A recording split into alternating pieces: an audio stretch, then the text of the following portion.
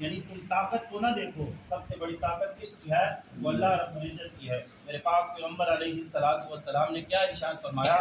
الجہاد ماضٍ الی یوم القیامہ۔ ایک اور جگہ آپ علیہ الصلوۃ والسلام نے ارشاد فرمایا تم جنگ کی تمنا نہ کرو، لیکن اگر وہ جنگ تمہارے اوپر مسلط کی جائے تو پھر یاد رکھو کہ یہ جنت جو ہے یہ تلواروں کے سائے کے نیچے ہے۔ ہاں اگر میں آج کے ان دور کے اندر کہوں تو یاد رکھو اے مسلمانوں، ان ٹینکوں کے بمبوں کے نیچے، سائے کے نیچے اللہ نے جنت رکھی ہوئی ہے۔ ایک اور مقام کے اوپر پاک پیغمبر علیہ الصلوۃ والسلام نے ارشاد فرمایا جنت کا مختصر ترین راستہ وہ جہاد ہے، وہ شہادت ہے۔ ادھر انسان شہید ہوتا ہے، ادھر کیا وہ جنت میں چلا جاتا ہے۔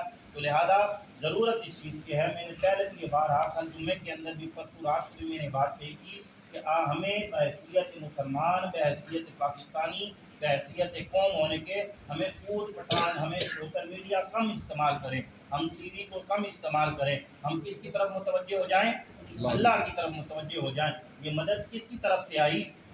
ہاں دیکھو ان کے طیارے جو بھی آتے ہیں وہ واپس نہیں جا رہے ہیں، لیکن ہمارے طیارے ادھر جا کے کاروائیاں کر کے بخیر و عافیت واپس آ رہے ہیں۔ تو یہ مدد کس کی ہوئی ہے؟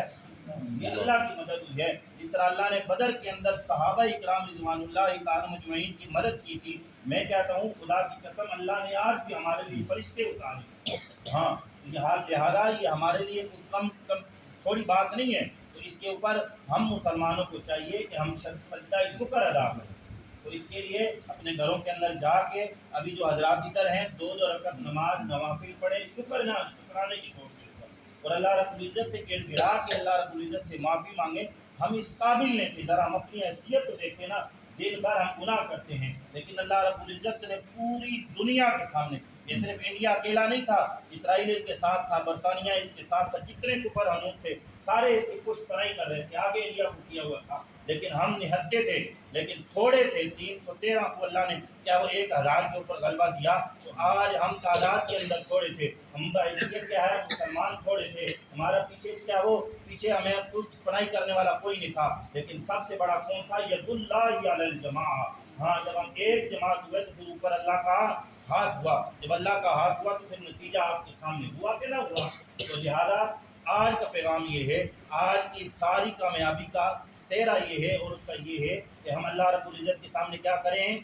شکر ادا کریں، اور پھر اس کے بعد توبہ استغفار کریں، اپنے بچوں کو، اپنے گھر کی عورتوں کو ہم اس چیز کے اوپر لگائیں کہ اللہ ہم اس قابل نہ تھے، ہم گناہگار تھے، 21ویں صدی کے ہیں ہم نہ نماز کی پابندی کر رہے ہیں۔ جس طرح مولانا طارق جمیل صاحب نے کیا کہا کہ قوم ابھی کیا کرے، نماز فرائض کا ہم پرواہ نہیں کر رہے، یہ جنگی حالات بنے ہوئے ہیں، تو ہونا تو یہ چاہیے تھا کہ ہمارا مجمع بڑھ جاتا، مسجدیں بڑھ جاتی، ہماری فجر کی، ظہر کی، مغرب میں، عشاء میں جماعت کی نماز پڑھ جاتی، لیکن ہم نے اس کو کیا ہے وہ ایک شغل بنا لیا ہے۔